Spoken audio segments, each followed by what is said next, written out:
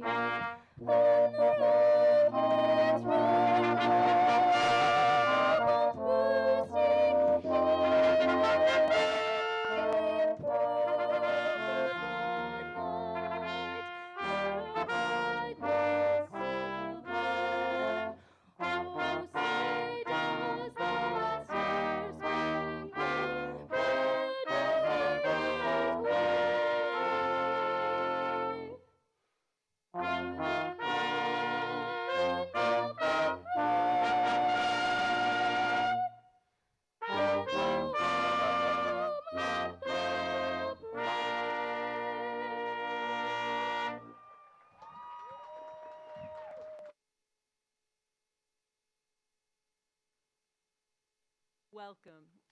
I am Janet Schrunk-Erickson, and I'm privileged to serve as the Chancellor of the University of Minnesota-Morris. Regent Gully, faculty and staff members, University of Minnesota-Morris graduates, family and friends who are celebrating with us today, it is my great privilege to welcome you to the 2025 commencement ceremony. You may be seated. This is the University of Minnesota-Morris's 62nd graduation ceremony for our University of Minnesota-Morris graduates. And as they attest, this place matters in their lives. And with that, I want to begin by noting that the University of Minnesota-Morris is located along Owobopte Wakpa, a place from which Dakota turnips have been dug river, on the edge of Mashkode Aking, prairie land. This land has been cared for and called home by the Dakota people and later the Ojibwe people and other native peoples from time immemorial. Our state's name, Minnesota, comes from the Dakota name for this region, Minnesota Makoche, the land where the waters reflect the skies. Acknowledging the land and our history in this place is an offering of solidarity with and respect for Native nations and peoples. In doing so, we, the University of Minnesota-Morris, reaffirm our commitment to our responsibilities rooted in the history of our campus site as a Native American boarding school, our distinctive mission as a public liberal arts college within Minnesota's land-grant university, and our federal recognition as a Native American serving non-tribal institution. College is always a time of change, and that is one of the reasons you go to college. Graduates, you definitely know more than you did when you began here about yourself and what you've studied. You've learned from your interactions with people whose lives so far have been different from yours, from your participation in student organizations, in athletics, in undergraduate research, study abroad, internships, clubs, and so much more. This is a time you are going into of remarkable uncertainty, from my perspective at least, but you leave Morris with remarkable strengths to build on. You built community here, and that community will carry you forward. Among the many staff and faculty who have supported you on your path today are faculty who are retiring this year, and whom I want to take just a few minutes to acknowledge. Keith Bruger, professor of geology, joined the faculty here in 1992, and his legacy is evident in the many students he mentored over the years, and in their own careers in or related to geology. Professor Bruger's substantial research record has focused on gaining a better understanding of the relationship between glaciers and climate. He was awarded the University of Minnesota-Morris's Distinguished Research Award in 2019, and in 2023 was elected as a Fellow of the Geological Society of America in recognition of his research contributions and mentoring students in research. Ray Schultz, Professor of Theater Arts, retires this spring after 25 years at Morris. Ray has also had a distinguished career here, and he received the University of Minnesota-Morris Faculty Distinguished Research Award in 2020, as well as the Campus Award for Outstanding Faculty and Staff Support of Student Leadership in 2017. Ray is extremely proud of his contribution to Morris's mission of sustainability through his work with Jess Larson and Luke Granholm, other faculty, in pioneering sustainable design practices. He is, though, proudest of his many theater productions, with which he has collaborated with students and colleagues, noting that in these, quote, I felt like I was doing my best teaching. David Brown, Assistant Professor of Economics, Business, and Management, also retires this year after adding flexibility to programs and particular strength in the area of mathematical economics, helping students develop a skill set necessary to their success in graduate school. He jumped into the breach on several occasions when the discipline needed a course covered, and he has contributed a spirit of cooperation and goodwill in and beyond his unit. Please join me in recognizing Professors Bruger, Schultz, and Brown, and indeed all of our faculty for the roles they play in bringing so many students to commencement and, in many cases, and in Morris fashion, will continue to play in graduates' lives going forward.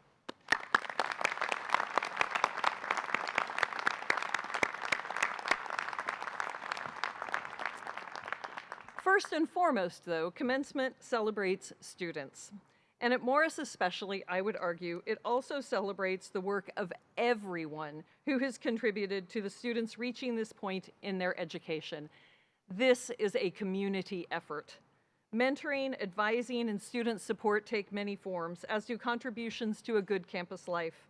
Certainly, this event and all of the planning leading up to it would not be possible without the hard work of many. One of the most distinctive aspects of our University of Minnesota Morris community is the enthusiasm we share for our mission, and students are at the forefront of everything we do. Please join me in thanking those you see here today, family, friends, and all who are in some way part of the University of Minnesota Morris, including the many campus community members working behind the scenes for their contributions to our commencement ceremony today.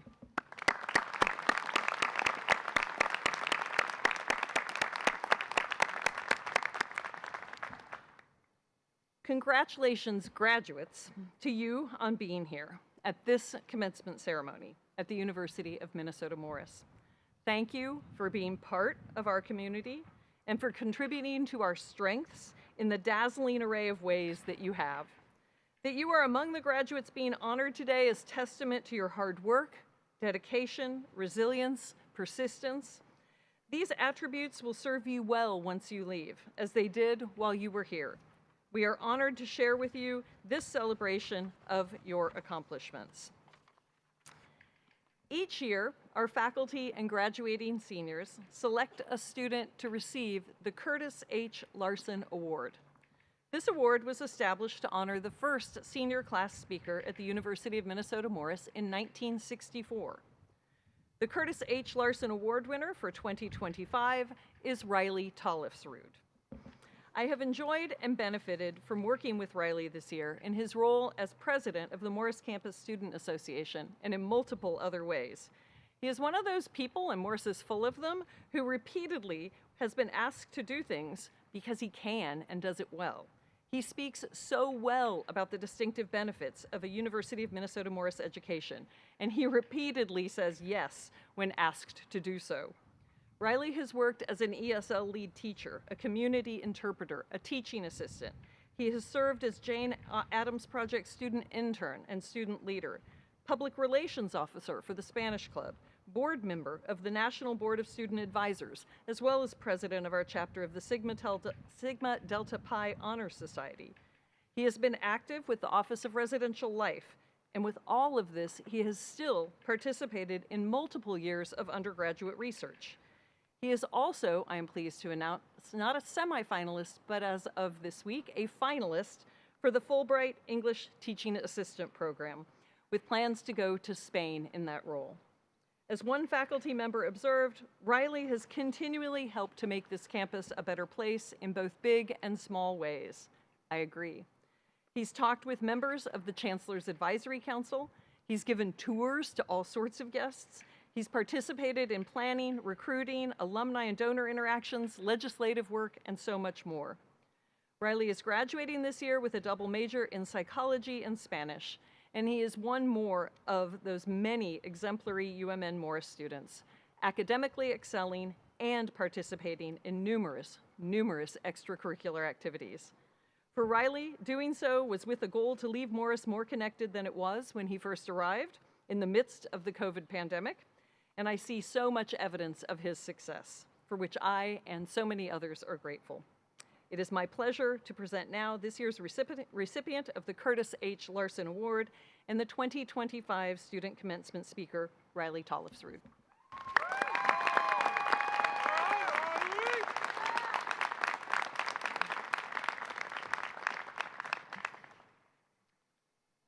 Thank you, Chancellor Erickson. I'd like to begin by first expressing my heartfelt gratitude to everyone who's here today, one by one, starting from the left to the right.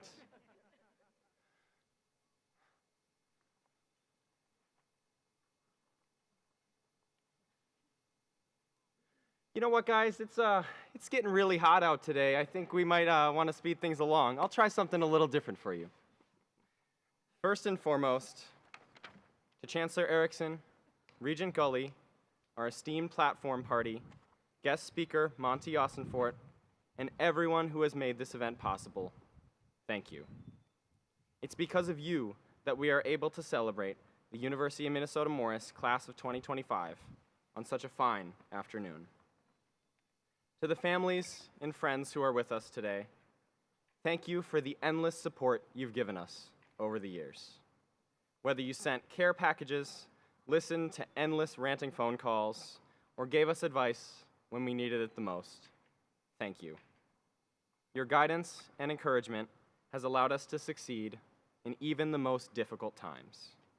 Thank you for helping us get to where we are today. To the faculty, staff, and administration who go above and beyond day after day to ensure that every student at the University of Minnesota-Morris receives a world-class education paired with world-class student support, thank you. Our campus on the Prairie is one of the nation's top public liberal arts colleges because of you and your dedication to this campus. To the graduates, my dear friends, thank you all so much for agreeing to chip in $20. Envelopes can be found under your chairs, and checks can be made out to the Riley Post-Grad Adventure Fund. If you want to hand me the money as you walk across stage, that would be excellent. In all seriousness, though, thank you for all of your hard work, dedication, and wherewithal to be seated where you are this afternoon. Your sacrifices, successes, and contributions have not gone unnoticed. Tenacious students like you make this campus a hub for creativity, innovation, and excellence. I think it's fair to say that the world is changing much faster than any of us could have ever imagined. Climate change, the exponential growth of artificial intelligence, volatile national and global politics are just a few of the ideas and concerns swimming around our heads on a day-to-day basis. Now more than ever, the world needs unshakable graduates to tackle these issues and many more. Luckily for us, our time at the University of Minnesota-Morris has prepared us for these challenges. Let's take a moment to reflect on who we are and who we've become. Many of us began our studies here at Morris in the midst of a global pandemic, wearing masks in the dorms, classrooms, and at events. As if waking up for class late wasn't hard enough as is, we had to scramble to find our misplaced masks before running the 200 feet from our dorm to our classroom. Everything designed to bring us together, Welcome Week, Morris 1101, and floor programs, all took place with the challenge of not being able to see who we were interacting with and the fear of getting too close. We didn't let that stop us.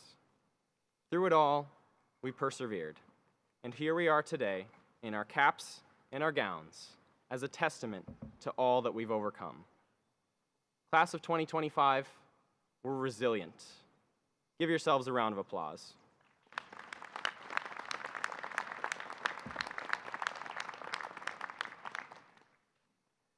Class of 2025, we do it all, and we do it well. It's no secret that Morris students are known for taking a full course load, leading student organizations, working, playing sports, conducting research, and much, much more, all at once. We tend to take on all that we can handle and just a little bit more. Against the well wishes of our family, friends, faculty, and staff that encourage us to take some time off, we always say yes to every opportunity that came our way. Now, not only did this set us apart from our peers at other institutions in terms of credentials, but it also prepared us to take on whatever the world sends our way. Class of 2025, we redefined what it means to be sustainable. Shattering traditional standards of excellence and sustainability is just another day here at the University of Minnesota-Morris, as noted by both the New York Times and the Wall Street Journal during our stay here. Even then, we embody a more nuanced sense of the word sustainability. In everything we do, we think of the future. Whether it be through our clubs, sports, research, peer tutoring, or the many other activities that we're involved in, we've passed down our knowledge to the next generation of Morris students so that they too can share the same life-changing experiences that we've had here. Thanks to your care and dedication to ensuring the future success of our shared community, the campus we are leaving today is much stronger, more resilient, and more inclusive than the campus we joined a few short years ago. Before you know it, you'll be crossing this stage, shaking Chancellor Erickson's hand, giving me my money, and sitting back down. As you sit down, I want you to take a moment to reflect on how the past few years have gone for you. If these have been the best years of your life, keep doing what you're doing. If you want to see something changed, take this chance to do so.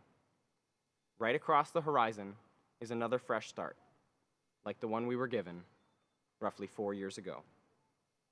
As I conclude, I want to remind you all that it's never too late to create the world you want to live in.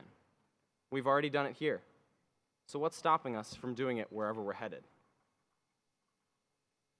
If one thing's for certain, it's that the world's always changing. Why not change it for the better? Never underestimate the impact that you can have on yourself, your community, and the world. Your University of Minnesota Morris students, and very soon to be graduates, after all. Thank you.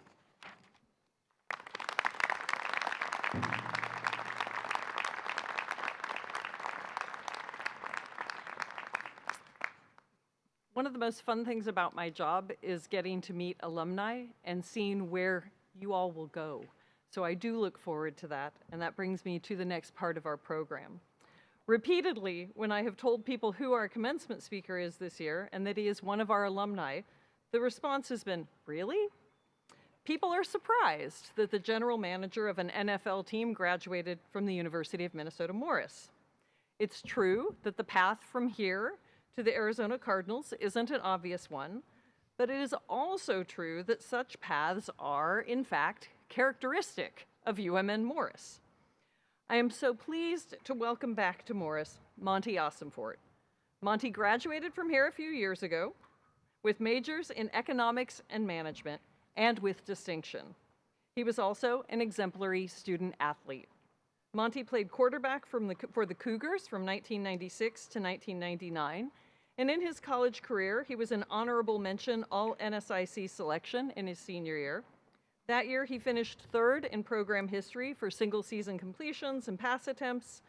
For his career with the Cougars, he ranks first all-time in passing attempts with 923, fourth with 411 completions, and fifth in total passing yards, 4,263. But it's his blend of academics and football that I think makes it so characteristic of Morris and the unexpected directions he has gone since then. Or maybe he expected them. It has included going on to earn a master's degree in business administration and sports management from Ohio University. And he currently serves, as I said, as the general manager of the Arizona Cardinals NFL team. But he did not leap directly from where you're sitting to there. Monty began his time in professional football as a training camp intern with the Minnesota Vikings and also later interned with the Houston Texans. His first full-time role came in 2003 with the Super Bowl winning New England Patriots. And in fact, during his time with New England, Monty repeatedly helped the Patriots get to the Super Bowl. He then went back to working for the Texans before returning to the Patriots, winning 3 more Super Bowls with the Patriots during a tenure that lasted more than 10 years. All of this is part of an outcome of a good liberal arts education. I am delighted to welcome Monty Ossenfort to Morris for our 2025 commencement address.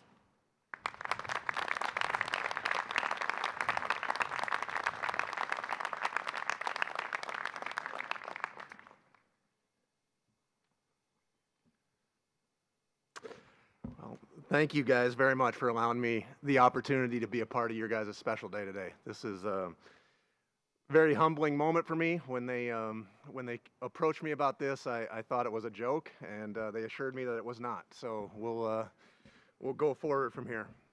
I'm extremely grateful to be in the position that I'm in, coming from Laverne, Minnesota, which is about 2.5 hours south of here, to live out my dream of being one of 32 NFL general managers in the world.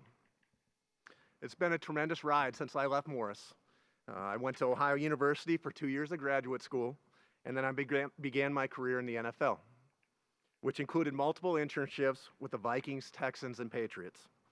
I've moved my wife and family several times, from Houston to Colorado, to Massachusetts, to Nashville, and now to our current home in Phoenix, Arizona. My career has included 4 Super Bowl victories, 3 Super Bowl losses, a lot of division titles, and unfortunately, some last place finishes as well. Without the help of many, many people, and yes, a good deal of good luck, I would not be standing in front of you today. It's not always been easy, and there's been a lot of highs and lows, but I've been blessed to have the love and support of many friends and my wonderful family. I was especially fortunate to be a part of this campus community from the fall of 1996 to the spring of 2000. Now, while here, I majored in economics and management, and some of the same professors were here that are still here today. I remember the lessons I learned in microecon from Professor Finzel, lessons that continue to influence my decision making today. I also played football during my 4 years here as well. When I was asked to give this speech, I was told I had around 20 minutes. In talking with my former coach, Ken Crandall, we thought maybe I could show a highlight video of my performance on the football field, and then we realized that would take about 40 to 45 seconds, and we quickly moved on to Plan B. So please bear with me for a minute. I'd want to start a little bit by telling you about my Morris experience. My time at Morris began just right over here in Indy Hall. I lived on floor 4B, which I thought I had it made because I was in one of the wings that had a sink in the room. I don't know if that's still true, but I was living the high life in there. Second year, I upgraded to the on-campus apartments, where I made H2 my home. This was my first taste of living out on my own. My classes here were in the same buildings that you guys have been in for the last 4 years. I don't know Briggs Library, if you guys still use that as a quiet place to go study.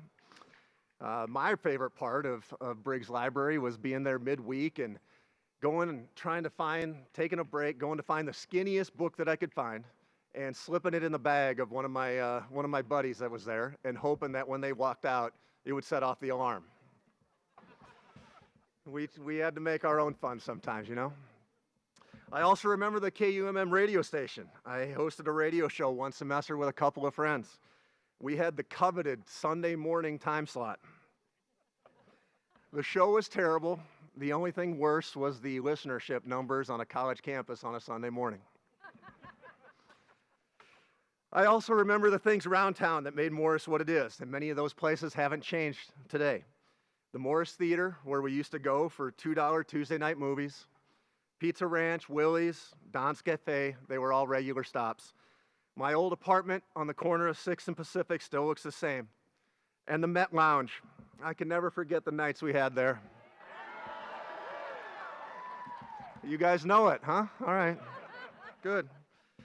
My Met Lounge experience was Thursday nights from 7 to 9, quarter taps. I don't know if inflation has expected quarter taps, but it was quarter taps for me. Now I'm really going to date myself. So here was my Thursday night routine. 6:55, I would set at my apartment my VCR. I would set it at 6:55 to record the current episodes of Friends and Seinfeld. I would then run down to the Met, enjoy the 2 hours of quarter taps. At 8:55, I would walk out, I would run back to my apartment so I could reset the VCR to record the show ER. I didn't have the luxury of a DVR or streaming platforms. Talk about real world problems. And then I'd head back to the Met, but I'd have to pay full price at that point. So there were also some not good things about my time in Morris. We were not a good football team when I was here. Not at all. In fact, I got one last quiz for you guys. Does anybody know what the number 1 means? How about the numbers 43 and 12? 1 is the number of wins I was a part of while I was the starting quarterback at Morris. And I started 23 games. 43 to 12, that was the average score of those 24 games. I didn't major in statistics, but I know enough to know that wasn't good. I also wasn't a particularly good quarterback. For one thing, I had a bad habit of throwing the ball to the other team.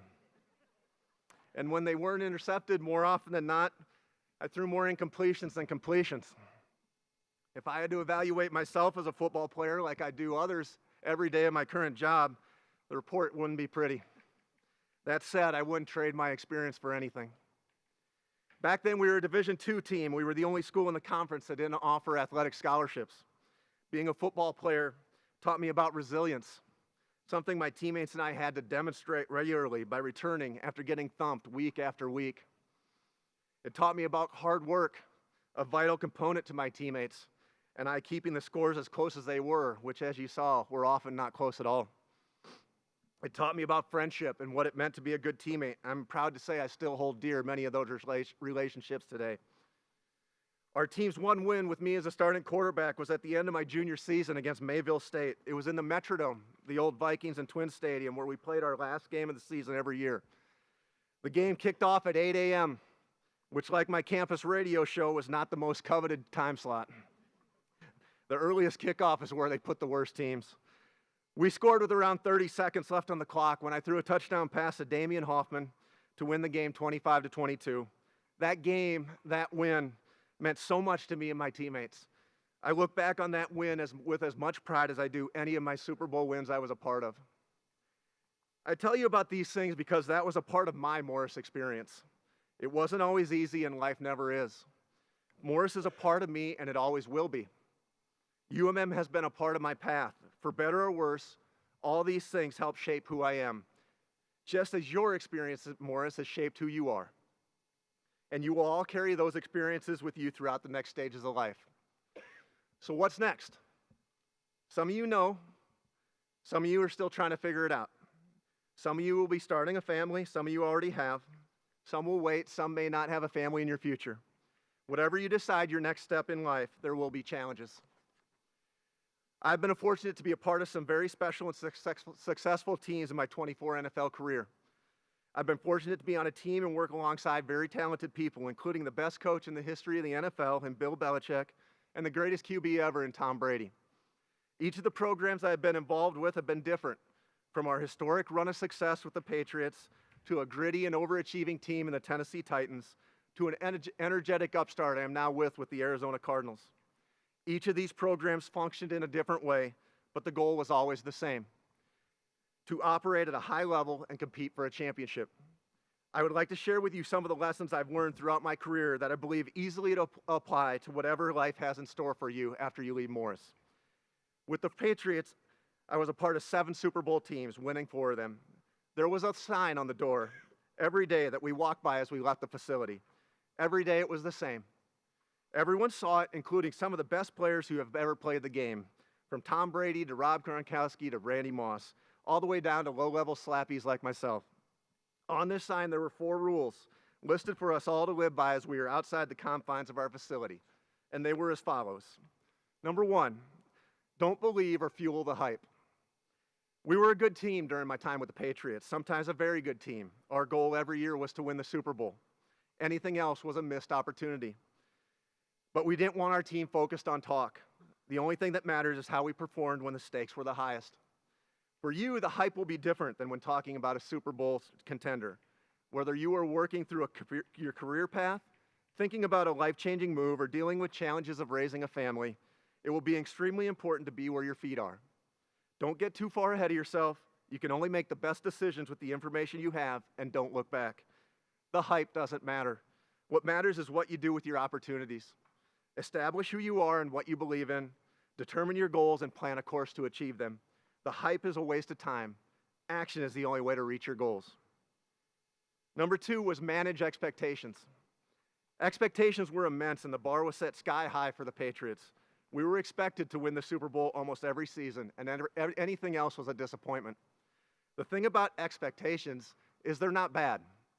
You should have high expectations for yourself, your coworkers, and for your family members. Your work at Morris has earned you that right to have high expectations for what is next in life. But expectations need to be managed. You may not nail the first job interview. You may not get that promotion, but don't let that define you. My NFL career was close to being over after my first job in the NFL. I had a one-year internship with the Houston Texans back in 2002. After the internship was over, I interviewed with the Miami Dolphins and the Baltimore Ravens for a job, and I didn't get either. I suddenly find myself unemployed and at a life crossroads. I was 24 years old with 2 undergraduate degrees from Morris and 2 graduate degrees from Ohio University, and I was living in my parents' basement. I was forced to contemplate what was next in life, even though this is not what I planned and not the way things were supposed to work. Talk about having to manage expectations. And then I caught a break. An opportunity came up with the Patriots because they had a job available, and I was recommended for it by someone by the Ravens, the same team that had just turned me down. I was fortunate to get another chance, and I didn't look back. So set your goals, go after them, and when things don't go exactly as you planned, adjust. Just make sure you manage expectations along the way. Number 3, ignore the noise. There's always noise out there. For an NFL team, it may be media hot takes, it may be the opinion of fans, or input from players' agents. It was a necessity for our team to not focus on the outside noise and instead be in tune with the mental state of our team. Your generation has a challenge. The noise is loud and is not going to die down. Social media allows everyone to have an opinion. It is full of untruths and projections of what life supposedly should look like. It is also an avenue to be told how you should live your life or what is important. But the reality is only you can decide what you want your life to be. That decision is yours, and if some of you have a family, it is a decision you make with your family unit. You decide your career path. You decide how you want to live. You decide how you're going to raise your family. And don't let the noise tell you any differently. And the last thing on that sign was speak for yourself. In the NFL, the media is always looking for a story, and when the story can create controversy, it's even better. We didn't want to create unnecessary distractions for our team by stirring the pot. Nothing could alter a team's chemistry more than a player complaining about his role on the team or questioning what is happening with the scheme. With the foundation you have gained here in Morris, you have a certain set of beliefs. Some of those belief systems will be with you forever. Some of them will change as you continue through life. Whatever you believe in, be convicted in what you believe and base it in facts. Share it if you want or don't. But whatever you do, always remember to speak for yourself, not for anyone else. As I walked out of the door in New England for the last time in the spring of 2020, it was scary. I was leaving a place I knew very well. I was comfortable there, my family was settled. Our Patriots dynasty was coming to an end, but there was hope we could find a way to keep the magic going. It would have been easy and safe to stay in the same place and continue with the organization I had been with for 15 years.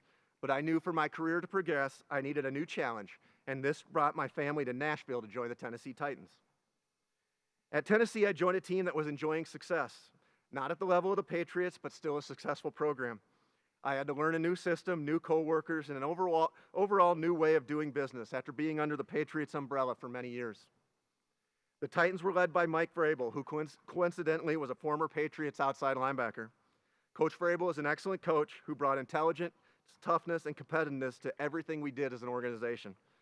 He had 3 team keys that he wanted to define us as an organization, and I think they are good keys for you guys as well. Number 1, do everything with effort and finish. Our Titans team was never the most talented, but what we could do, what we needed to do, was outcompete every team we played. We needed to use our effort to outpursue other teams to the ball, even when it looked like we weren't in the play. We needed to finish every play by being the most physical tackling team or by churning for extra yards on offense. Quite simply, we needed to outwork and play harder than the other team. As you leave Morris, there are things you can control and things you cannot. But the thing you can always control is your effort and finish. You can outwork anyone. You can out-hustle anyone. You can go the extra mile in everything you do. If you want something, don't be denied because you didn't give everything you have and then some. I think Tom Brady said it best in his retirement speech a couple years ago. Tom said, "You don't have to be the best at what you are doing. You simply have to be willing to do what someone else isn't." So no matter what you do when you take your next step in life, bring effort and finish to everything you do. The second team key was details matter. For the Titans, details matter meant winning on the margins and doing the little things right. Be on time in meetings. Run the play the right way. Don't jump off sides. Take care of the ball. Little things add up to big things. If we wanted to win a game, we had to control the things we can control and not give our opponent an advantage through our mistakes. Details will matter for you as you leave Morris. It could be at your first job. For you to stand out or excel at your job, you must do the little things right. You can't make a big difference until you prove to your boss that you can be counted on to do the everyday things right. Do the little things the right way all the time will put you in a position to make a difference. Earn the trust of your coworkers, your boss, your organization, and your family by paying attention to the little things, because details matter. The third one was, trying to keep this PG here, don't do dumb stuff that hurts the team. This could be any decision or action that adversely affects the team. Examples are tackling a player out of bounds or making a late hit after the whistle, punching or fighting an opponent that could result in an ejection, or getting in trouble away from the facility, which could result in a suspension. As you can see, most of these are a result of a player making a bad decision, and not only does the player suffer, but so does the team. The same can be true in life. You are leaving the friendly confines of the Morris community. It's a big world out there, and it is full of pitfalls which can affect you and your family. As best you can, put yourself in positive situations, surround yourself with the right people, and make the good decisions. Most importantly, don't do dumb stuff that can hurt your team. After 3 seasons with the Titans, I was named general manager of the Arizona Cardinals. It was a long road to get here. In fact, I was turned down for a GM job by 6 teams over a 3-year period prior to getting the Arizona job. I previously interviewed with the Cleveland Browns, the Carolina Panthers, the New York Giants, the Chicago Bears, the Tennessee Titans, and the Minnesota Vikings, and all said, thanks, but no thanks. Each one was a gut punch, and I questioned each time if I would ever have an opportunity to interview for a GM job again. One of those rejections was particularly rough, and that was when I was turned down by the Vikings. Growing up in Minnesota, I was a diehard Viking fan, and it was a dream come true to interview for that job. However, in hindsight, not getting that job was the best thing that could have ever happened to me. It wasn't my time, it wasn't the right move for me or my family, and it led us to our new home in Phoenix. With the Cardinals, we faced many challenges in our first 2 years. Our roster was depleted, and we needed to change a lot of facets of our football operations. We've made strides, and we're getting closer. We are excited for what the future brings. In our building and for our team, we only have one rule, and it is painted in large font in the main hallway of our facility. It is simple yet powerful. It reads, team in uppercase letters, and underneath it is the word you, written in lowercase letters. Team over you. We ask everyone in our building, no matter what they are doing, to put the team first. This includes players, coaches, scouts, trainers, and everyone else in football operations. No matter what your job is, did you give full effort and do your job at a high level? For the players, did you do everything you could to maximize yourself? A player who didn't get enough sleep, didn't eat a proper breakfast, didn't stretch properly, didn't study film at home is putting himself over the team. Is a player doing his job on a given play so that his teammates can trust that he is in the right spot? Putting the team over you is not always glamorous, but it's necessary. As you leave Morris, you will be on a team of some sort. You will be on a team at work.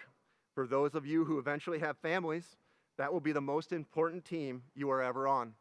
There will be times when you will have to sacrifice to do something that isn't perfect for you in the moment, but it puts your team in a position to be successful. Be selfless and find a way to help whatever team it is on reach new heights. I've given you lessons I learned with the Patriots, the Titans, and now the Cardinals. I borrowed all these lessons, but I want to give you some original words of wisdom of my own. Words of wisdom is a very loose set of terms there. In this world, everyone's in a hurry to be promoted to a new title, in a hurry to make more money, in a hurry to achieve something. It is perfectly fine to have aspirations and to be motivated, but you should keep in mind that life has its own plan and timeline. Don't get frustrated or discouraged. Stick to your path, and if you must alter your course, adjust accordingly. 2 nights ago, I had my favorite meeting of the year. It was the first night that our rookie players were in our building. These young men are the same age as all of you sitting out here in front of me today. They are taking their next step in life. And for them, they have achieved a lifelong goal of being a professional football player. We have players who were drafted, some who were about to sign contracts worth millions and millions of dollars. And there's some in that room that we signed for absolutely nothing. But the message in the room at the first meeting is the same every year. It doesn't matter how you got here, whether you were drafted or undrafted, whether you come from a small town or a big city, whether you had a smooth life path or had to struggle through adversity every step of the way. The only thing that matters is what you do next. Take advantage of your opportunity and find a way to earn a role on this team. The past doesn't matter. What matters is what you do going forward. And this is where my original words of wisdom come into play. I've used these 3 points in talking to my own staff who have their own career aspirations. If you remember anything from today, just keep this in mind, no matter what you do. Number 1, work hard. This one isn't complicated. Work hard. It's simple. Work harder than the person next to you. Be willing to go the extra mile, whether in your job or in taking care of your family. There are lots of things you cannot control in life, but your willingness to work hard is not one of them. Don't ever let yourself look back on something and say, if I had just worked a little harder. Give it everything you have, and you don't have to worry about regrets. Number 2, do a good job. Working hard by itself isn't enough. This is a production-based world, and you must do a good job. But here's the cool thing. When you get an opportunity and you produce positive results, guess what happens? You get more opportunities. Each time you are given a job or have a chance to contribute, do it as well as you possibly can. Make a difference, show your value, and you will earn the right to do more. And number 3, treat people the right way. It is never the wrong time to do the right thing, and it is always the right time to treat people the right way. Show respect to everyone, family, coworkers, elders, subordinates, it doesn't matter. If you treat people the way you want to be treated, this world will be a better place. That's it. That's as deep as my words of wisdom get. You will find it is simply amazing how often life works out in a positive way if you just remember to work hard, do a good job, and treat people the right way. Minnesota Morris, class of 2025, congratulations. Thank you very much for allowing me to be a part of your special day. Morris is a part of me, just as it is a part of you. I wish you nothing but success now and wherever life takes you. Thank you, and go Cougars.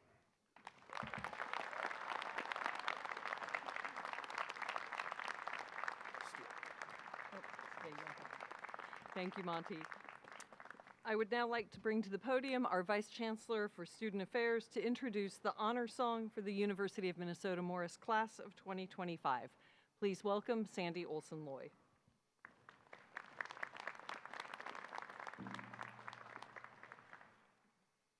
We are honored today by the presence of the Northern Wind Singers, an award-winning First Nations drum group from the Ojibwe Nation and Lake of the Woods, Ontario, to help us recognize all of our graduates, to celebrate your accomplishments, and to look to your futures with the performance of a Native American honor song for the University of Minnesota Morris class of 2025.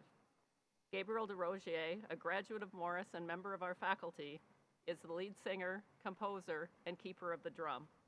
His work and the music of the Northern Wind Singers is featured in a number of Indigenous studies and ethnomusicology texts. An Anishinaabe-Moan first speaker and a leader in Minnesota's Indigenous language revitalization movement, we are proud to have Gabe teaching the Anishinaabe language and American Indian cultures at Morris. As you are able, we ask that you please rise and remove your hats and caps for the Northern Wind Singers and an honor song for the class of 2025.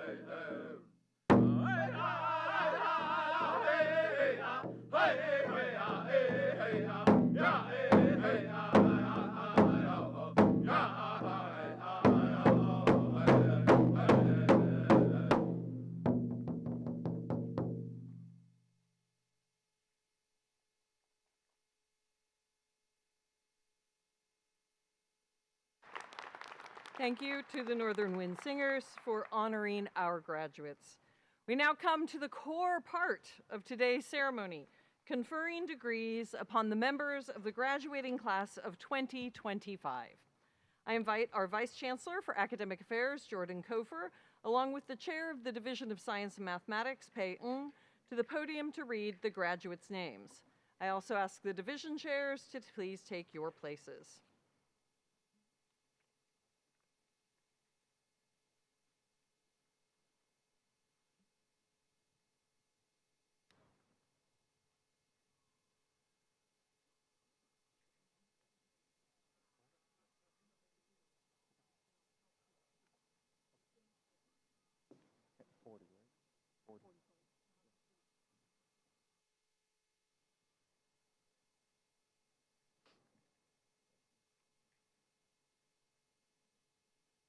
Sierra Pickett, biology.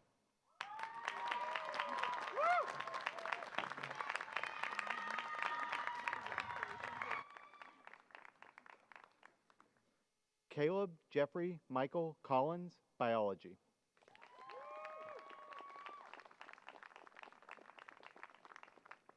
August R.E. Long, environmental studies.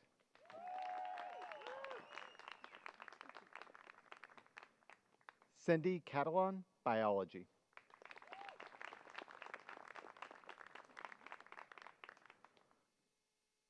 Tae Yu Dan Repke, English and Environmental Studies.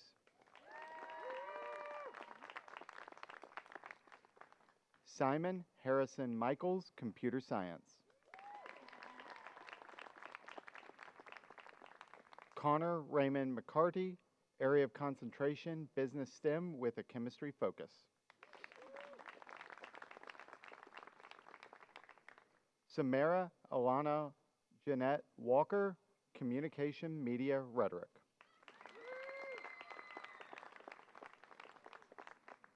Alicia Washti, Computer Science, Distinction.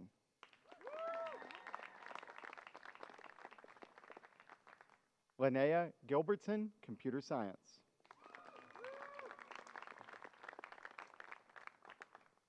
Mercedes Dannon, Young Man Afraid of His Horses, Native American Indigenous Studies. Nova Tejan Austin, Physics.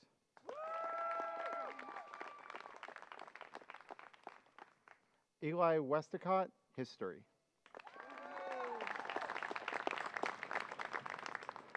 Leanna Anderson Buchanan, English.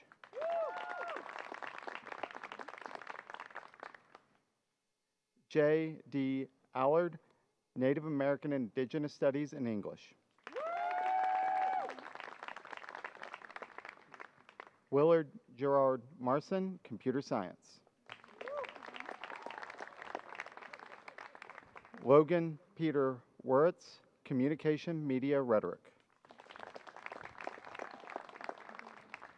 Jonas Kamaya Moyer, Political Science. Okay. Faith J. Pabuda, Psychology.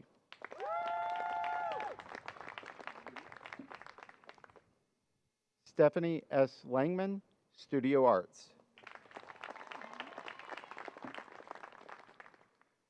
Megan R. Walter, Studio Arts, Secondary Education. Summer Ann Rishi, Studio Arts, Distinction. Keita Wagner, English Creative Writing, Distinction. Taylor Stacy Schultz, Psychology, High Distinction. Jack Aaron Whitty, Business and Management, Financial and Organization Management. Nathaniel Robert Kafka, Economics.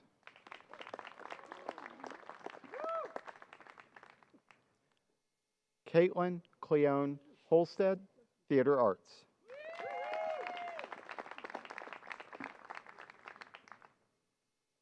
Matthew David Giroux, Theater Arts.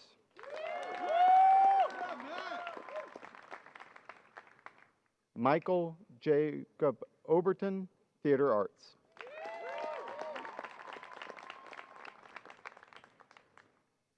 Matea Nelson, Psychology.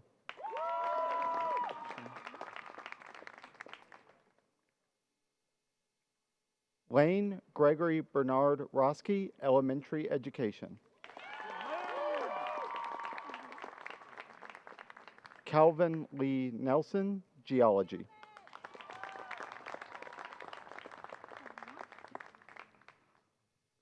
Liam James Potre, Environmental Science.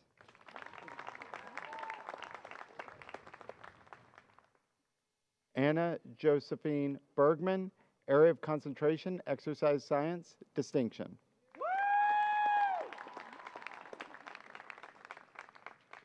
Abigail Marie Hockmeister, Mathematics. Benjamin J. Leal, Psychology.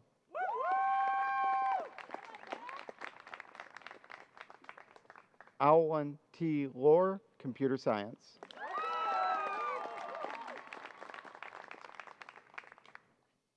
Hannah Salig, History and Political Science, Distinction.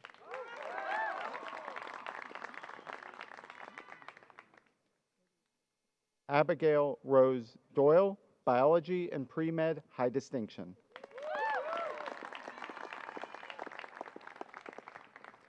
Iris Ann Wallestead, Biology and Pre-Veterinary Medicine, High Distinction. You wanna jump in or no? I'll keep going. All right. Lucas M. Newhouse, Biology and Secondary Education.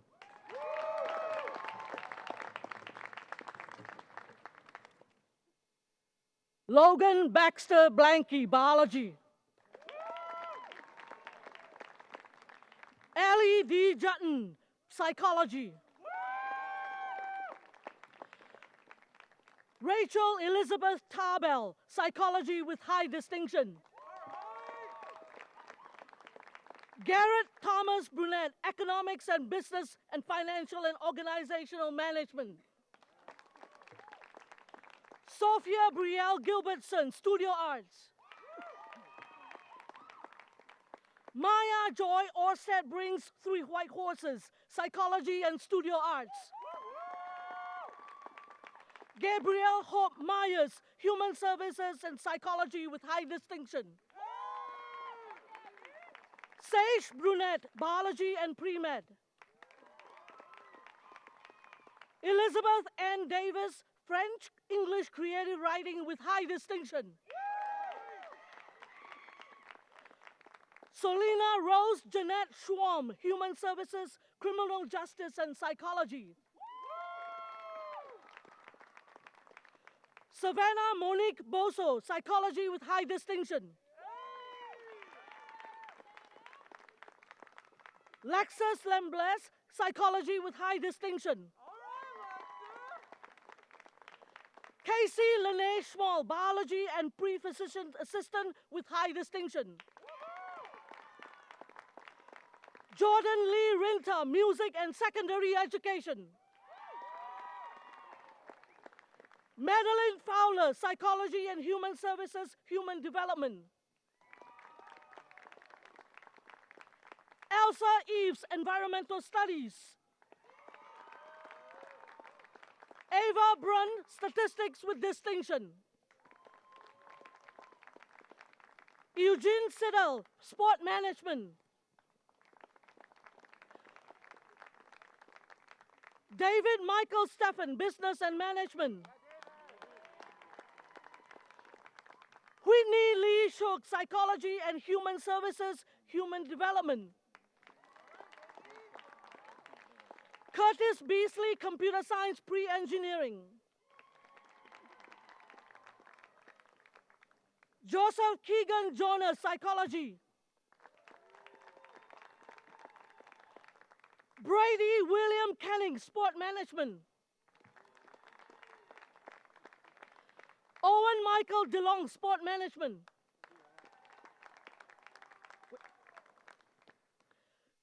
Anthony Mamenge, History Secondary Education with distinction.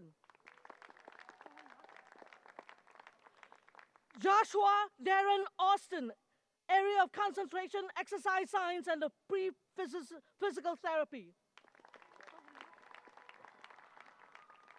Denise Carry-On, Human Services, Social Justice, and Pre-Law. Taylor Wekezo, Native American and Indigenous Studies. Jasmine R. Gray, Biology. Caleb Lee Engler, Business and Management, Financial and Organizational Management.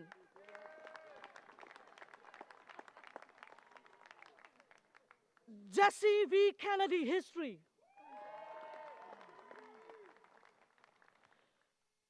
Taya Brielle Harstead, English Creative Writing.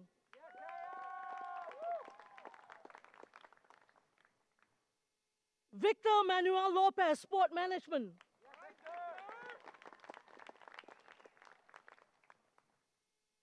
Soren Dimitri Pros, Biology.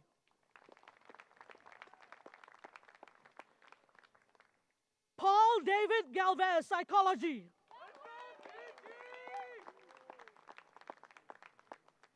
Logan M. Jacobs, Communication Media Rhetoric. Christian David Diedrich, History.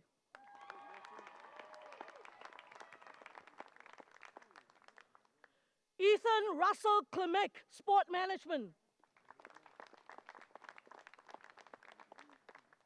Amaya Marie Terry, Mathematics and Physics.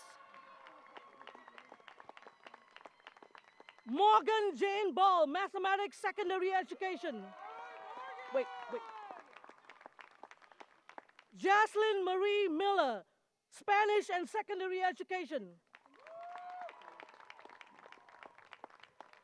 Jorge Aquino, History Secondary Education.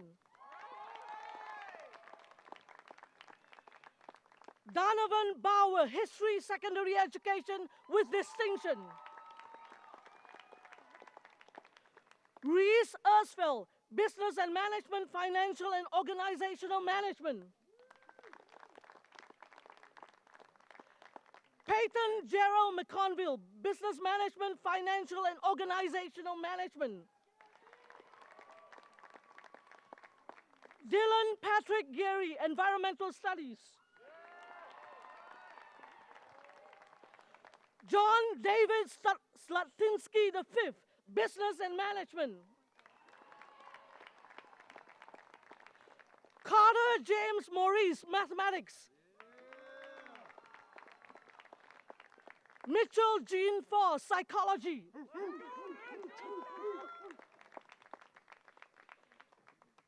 Tyler Stephens, Business and Management.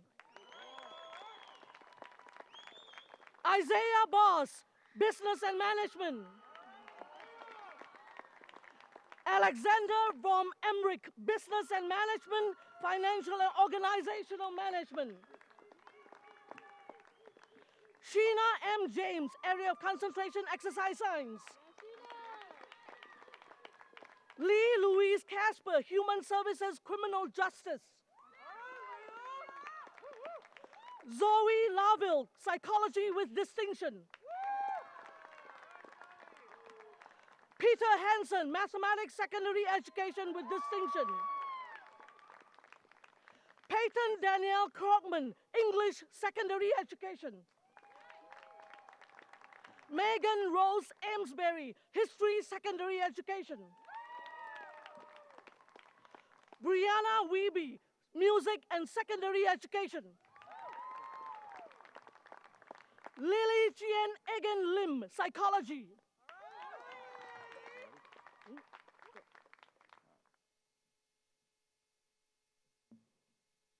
Kimberly Kotrimba, English.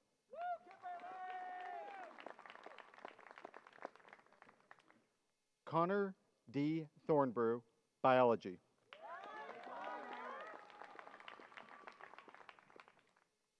Enzo Injo, International Studies.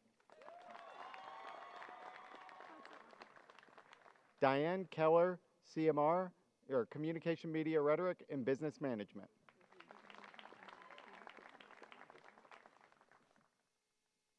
Magdalena Jolene Landwer, Environmental Science.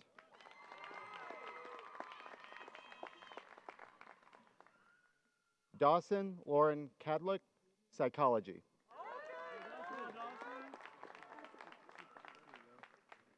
Ryan Warren Segolhug, Computer Science.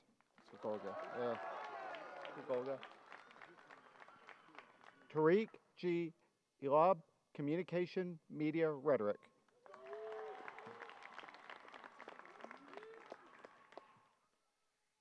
Zoe Patricia Hoagland, Environmental Science.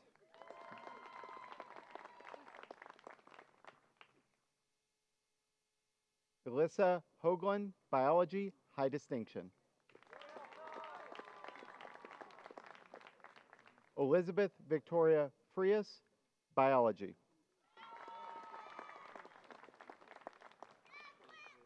Rosalind Matheson, Environmental Science.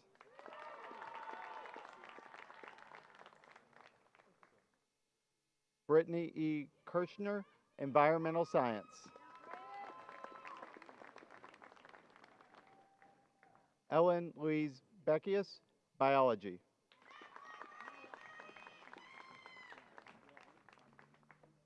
Mia P. Sam, Native American and Indigenous Studies.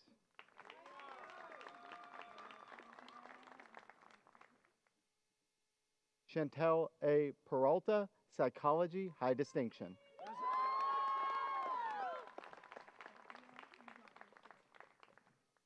Sophia Estefani Montoya Menendez, Political Science and Human Services, Criminal Justice.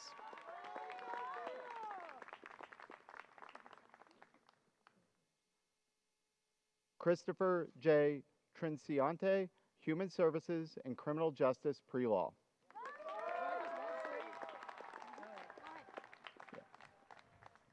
Justine Diamond Barrett Day, Human Services, Criminal Justice.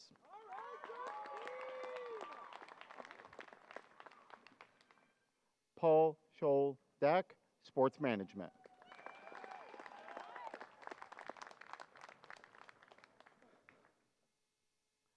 Dominic Aguilar, Area of Concentration, Exercise Science. Armando J. Valdez, Computer Science.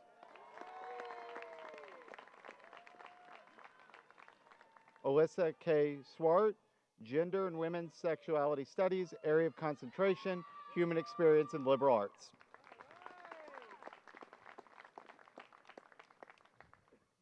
Soren Oscar Hipsch, Statistics, High Distinction.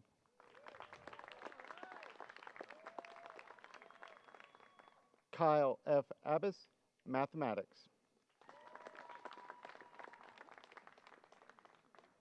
Gabriel Brand, Environmental Science.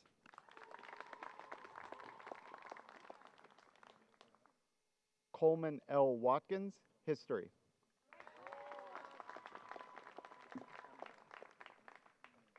John P. Walbrand, Computer Science.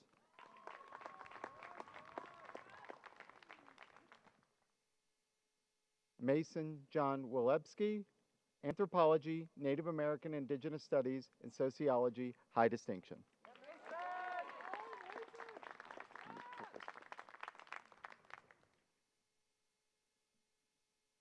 Rain William Doty, Psychology. Christian S. Booth, Political Science.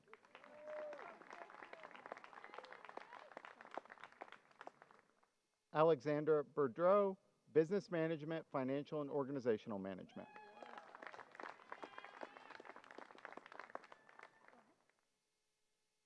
Elizabeth Sue Gustafson, Spanish. Gustafson. Sorry. Sydney Elizabeth Otmar, Communication, Media, Rhetoric.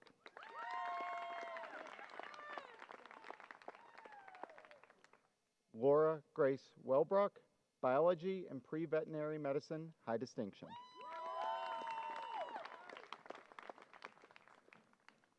Avery Aaron Warner, Psychology.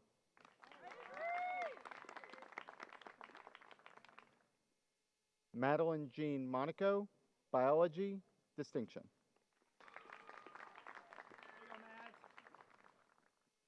McKenna Dawn Gerald, Biology.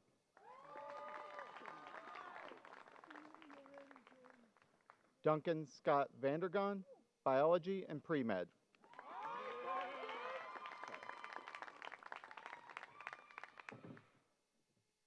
I'll try to go slow. Paige Elizabeth Digman, Elementary Education with high distinction. Keegan Patrick Casey, Chemistry, Biochemistry.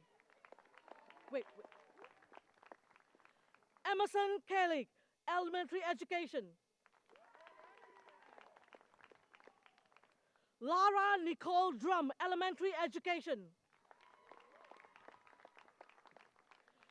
Shannon Ruth Doherty, Elementary Education with distinction.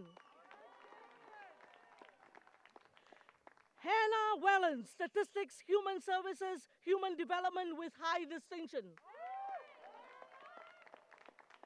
Lily Christine Radins, Area of Concentration, Exercise Science, and Pre-Physical Therapy. Sage Hazuki Benz Navison, Physics. Grace Lynn Meyerhofer, Spanish and Communication Media Rhetoric with high distinction. Alexandria Lee Kringle, Art History.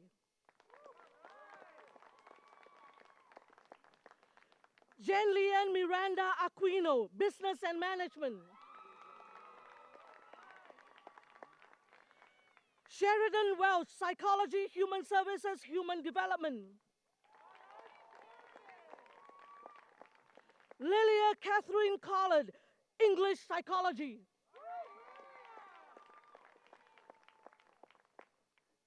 Max Orville Korth, Business and Management with distinction. Valerie Faith Gall, Business and Management, Human Services, Criminal Justice.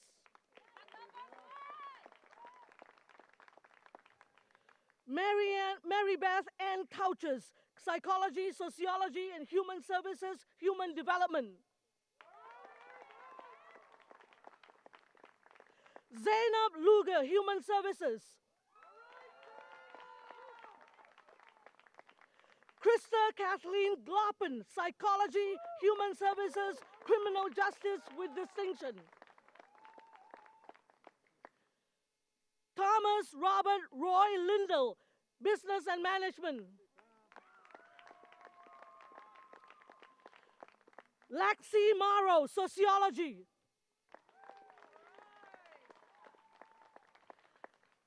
Kayla Beth Nelson, Elementary Education.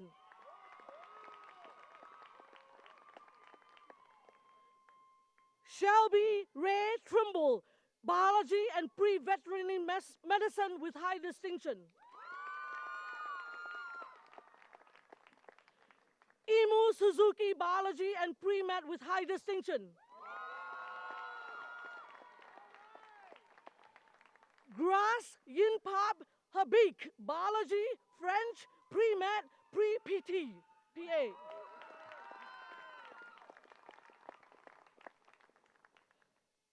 Mattia Lee Lawson, Biology.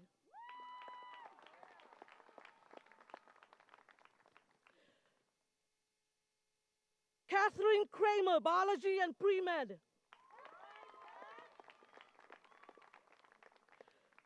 Max Gamunda, History.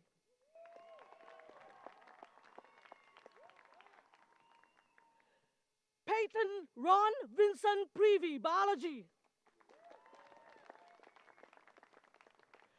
Robert Edward Jane, Biology, Environmental Science.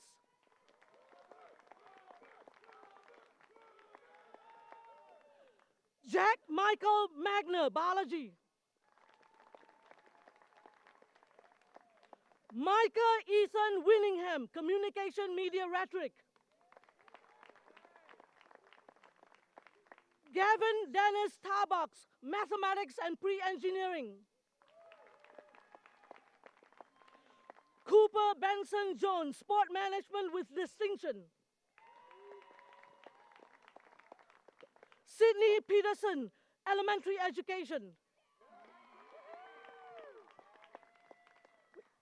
Abby K. Higley, Psychology. Sophia Lee Jesness, Elementary Education.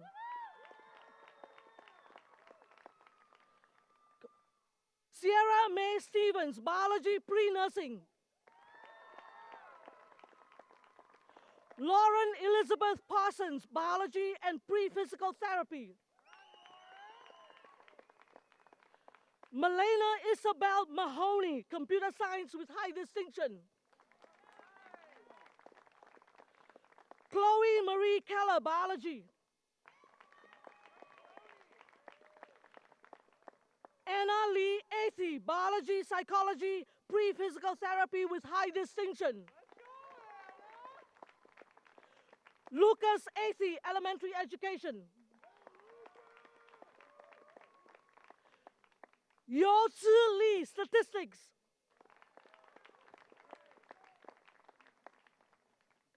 Elliot Henson, Mathematics with High Distinction.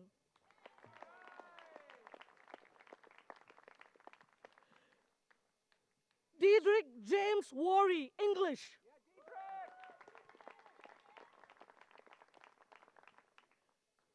Ava Isabella Donkey, Psychology.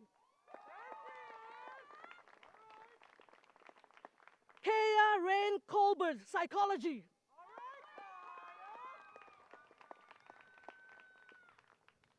Julia Ahern, Environmental Studies.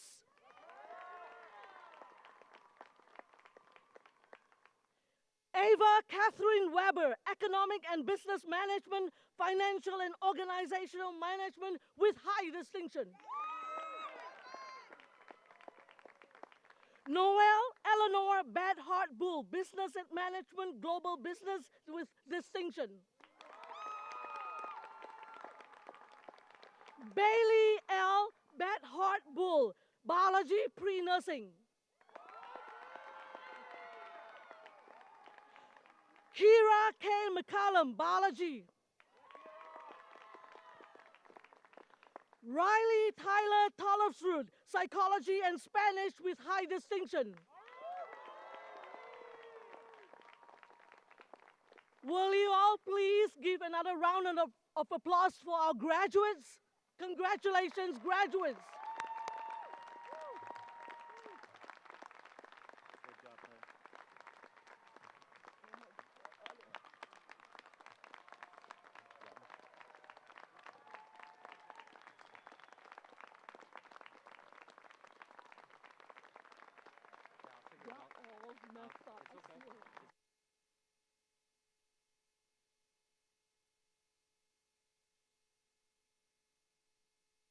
I am pleased now to welcome Regent Robin Gulley as our commencement regent. Regent Gulley was elected to the University of Minnesota Board of Regents in 2023, a position to which she brings her extensive engagement in education. Regent Gulley holds a Master's of Public Policy with concentrations in Global Policy and Human Rights at the University of Minnesota Humphrey School of Public Affairs. And in 2018, she founded New Brookwood Labor College, which focuses on education to address racial, economic, and social imbalances of power. And she also educates labor union members and leaders through the Minnesota AFL-CIO. She has organized for LGBTQIA+ rights, built support for the Minnesota healthcare expansion, organized with home care workers, and organized support to defeat a constitutional amendment that would have disenfranchised voters. Regent Gulley serves on the West St. Paul City Council and is co-chair of Local Progress Minnesota. It is a pleasure to welcome you, Regent Gulley, to our campus today and to the podium now for the conferring of degrees.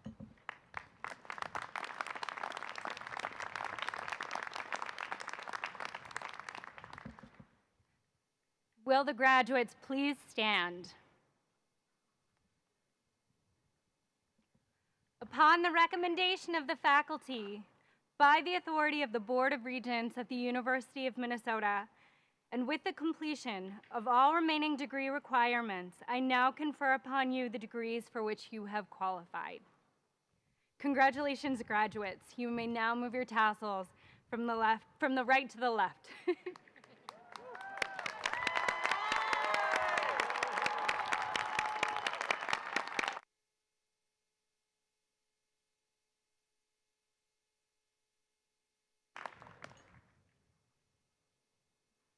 Thank you, Regent Gully. You may now be seated.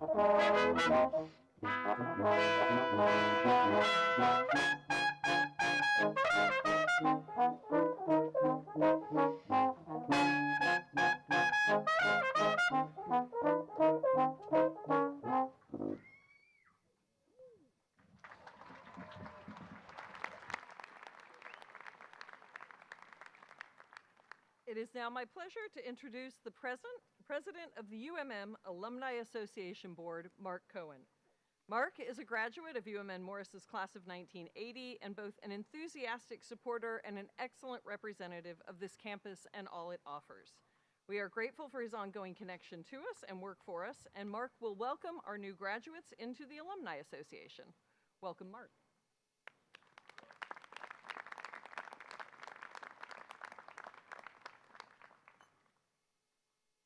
Thank you, Chancellor Erickson. Good afternoon. This is a big day. That's what all of this says. This place, these people, a big day. I first came here more than 50 years ago, and 45 years ago, I sat just where you are sitting now. It was a big day then, and it's a big day now. To you, today, it feels like it is a big day because you're graduating. At least that's how it felt to me in 1980. But looking back, I haven't thought about graduation day itself especially often over the years. I haven't often had cause to think to myself, I graduated from the University of Minnesota Morris. What I have had reason to think and to say many, many times over the years is that I am a graduate of the University of Minnesota Morris. I am a graduate of the University of Minnesota at Morris. And by the way, I never leave the Morris part out of that sentence. I'm a graduate of the University of Minnesota at Morris. I am, and now you are too, a graduate of this institution, this place. It's a special institution. It's a special place. So don't ever leave that last part off. The University of Minnesota at Morris. Graduated from versus a graduate of. Is there really any difference? Doesn't matter which way I say it? It does, I think. The first way emphasizes an event, admittedly a very important event, but the other places the emphasis somewhere else, on something that I undervalued on my own graduation day. To say you are a graduate of a given university is to say that you are an alumnus of that university. When you say, I am a graduate of the University of Minnesota at Morris, you are saying that you are a member of a community, a specific community, the UMM community. After today, you will always be a member of that community, whether you ever come back here again or not. Now that's a big deal. That's a very big deal. After my own graduation in 1980, I didn't come back here for 41 years. That happened, the not coming back, because I forgot two things. First, I forgot to come home.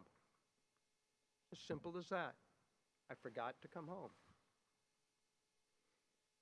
But I wouldn't have forgotten if I hadn't also forgotten, or perhaps failed to fully understand in the first place, that I was and am a lifelong member of a community that is in many ways a family.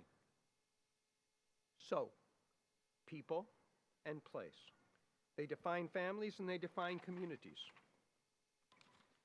As alumni, you will always be welcome in this place, bind among these people, and bind among the 28,000 UMM alumni that have come before you. Don't ever forget that you can always come home to this place. Don't forget to stay connected to these people. We miss you when you're gone, and we hope and expect to see you later.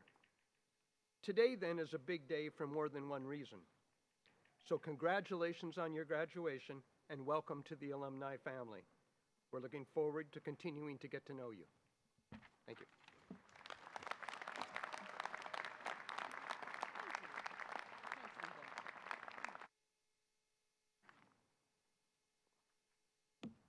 We're done. Congratulations, graduates. Though your time at UMN Morris, as Mark said, may be ending, commencement really does mark the beginning of new and exciting adventures. Whether what lies ahead is a straight and well-defined path or a wandering one, I know that you are destined for contributing positively to the world, and that your time here has prepared you to be thoughtful, adaptable, and engaged citizens. I hope that you'll keep us informed of your accomplishments, whatever lies ahead for each of you.